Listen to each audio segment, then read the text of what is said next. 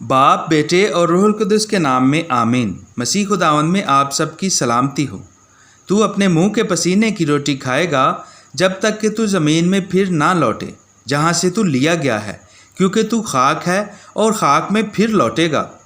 تکوین 3 باب اس کی 19 آیت۔ میرے عزیزو، آج ہم غور کریں گے کہ پرانے عہد نامہ میں لوگ مردوں کو کیسے دفن کرتے تھے اور ان کے لیے ماتم کی رسومات کیا تھیں، اور آج کل ہم میں دفنانے اور ماتم کرنے کی کیا رسومات ہیں۔ وقت کی تبدیلی زبان، رہائش، طرز زندگی یعنی رسومات پر اثر انداز ضرور ہوتی ہے۔ موت زندگی کی حد ہے۔ انسان کے مرنے کے بعد اس کو دفن کرنا ہمیں کس نے سکھایا؟ اس کے بارے میں کچھ نہیں کہا جا سکتا۔ تکوین 4 باب کی 9 آیت سے پڑھیں تو خیال کیا جا سکتا ہے کہ قائن نے اپنے بھائی ہابل کو قتل کر کے زمین میں دفنایا ہوگا۔ یہاں لکھا ہے، اور خدا نے قائن سے کہا، تیرا بھائی ہابل کہاں ہے؟ اس نے کہا، میں نہیں جانتا، کیا میں اپنے بھائی کا نگہبان ہوں؟ پھر اس نے اس سے کہا، تو نے کیا کیا ہے؟ تیرے بھائی کے خون کی آواز زمین سے مجھے پکارتی ہے، اس لیے اب تو زمین پر لعنتی ہوا جس نے اپنا منہ کھولا کہ تیرے ہاتھ سے تیرے بھائی کا خون لے۔ جب تو زمین کی کھیتی کرے گا تو وہ تجھے اپنا پھل نہ دے گی۔ اس حوالہ میں بار بار زمین کا ذکر ہے، یعنی اندازہ لگایا جا سکتا ہے کہ قائن نے ہابل کو زمین میں دبایا یعنی دفنایا ہوگا۔ بنی اسرائیل کے دستور کے مطابق مردوں کو دفنایا جاتا تھا۔ لاش کا پڑے رہنا اور پرندوں اور درندوں کی خوراک بننا معیوب سمجھا جاتا تھا۔ حوالہ یرمیہ اس کا 7 باب اس کی 33 آیت۔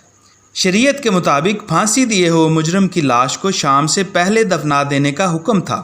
حوالہ استثنا 21 باب اس کی 22 آیت۔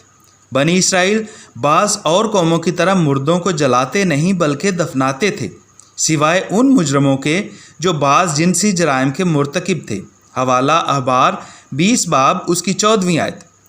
یہ بات حیران کن ہے کہ ساؤل بادشاہ کی لاش کو جلایا گیا تھا۔ حوالہ 1 سموئیل اس کا 31 باب اس کی 13ویں آیت۔ مگر عموماً مردوں کو زمین میں مٹی میں گاڑا جاتا تھا۔ بنی اسرائیل لاش کو مختلف خوشبودار چیزیں لگاتے تھے۔ نئے عہد نامہ میں لاش کو کفن میں بھی لپیٹتے تھے۔ خداوند یسوع المسیح کو بھی ایک قبر میں جو ایک چٹان میں کھودی گئی تھی دفنایا گیا اور اس کے دروازے پر پتھر لٹکایا گیا تھا۔ حوالہ مرکز 15 باب اس کی 45 آیت۔ یسوع المسیح کو یہودیوں کے دستور کے مطابق دفن کیا گیا۔ انجیل مقدس میں مقدس یوحنا اس کے 19 باب میں ہے، اور نیکودیمس بھی آیا جو پہلے یسوع المسیح کے پاس رات کو گیا تھا اور 50 سیر کے قریب مر اور عود ملا ہوا لایا۔ پھر انہوں نے یسوع کی لاش کو لے کر اسے کتانی کپڑے میں خوشبوئیوں کے ساتھ کفنایا، جس طرح کے دفن کرنے کے بارے میں یہودیوں کا دستور ہے۔ اور وہاں جس جگہ پر اسے صلیب دی گئی تھی ایک باغ تھا، اور اس باغ میں ایک نئی قبر تھی جس میں کبھی کوئی رکھا نہ گیا تھا۔ چونکہ یہ قبر نزدیک تھی، انہوں نے یہودیوں کے تہیہ کے سبب سے یسوع کو وہیں رکھ دیا۔ بائبل مقدس پرانے عہد نامہ میں ماتم کے اظہار اور سوگ منانے کے کئی حوالہ جات ملتے ہیں۔ کئی لوگ موت کی خبر سننے پر اپنے کپڑے پھاڑتے تھے۔ حوالہ 2 سموئیل اس کا 1 باب 2 تا 11ویں آیت۔ ٹاٹ اوڑھتے اور سر پر مٹی ڈالتے، بال اور داڑھی منڈواتے تھے، مگر ماتم کرتے وقت اپنے آپ کو زخمی کرنے کی 2 حوالوں میں سختی سے ممانعت کی گئی ہے۔ حوالہ استثنا 14 باب، احبار 19 باب۔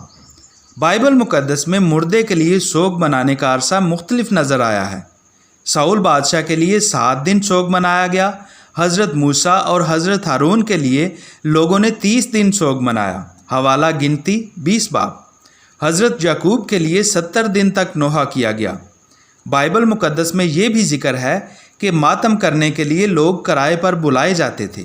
حوالہ 2 تواریخ 25 باب اس کی 25 آیت۔ خدا تعالیٰ نے انسان کو مٹی سے بنایا اور اسے اسی کی طرف واپس کرتا ہے۔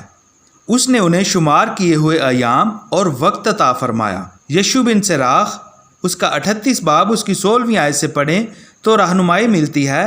لکھا ہے کہ بیٹا مردے پر آنسو بہا اور نوحہ کرنا شروع کر، جیسے کوئی سخت مصیبت زدہ کرتا ہے، اور جیسے کہ مناسب ہے اس کے جسم کو کفن دے اور اس کے دفن کرنے میں غفلت نہ کر۔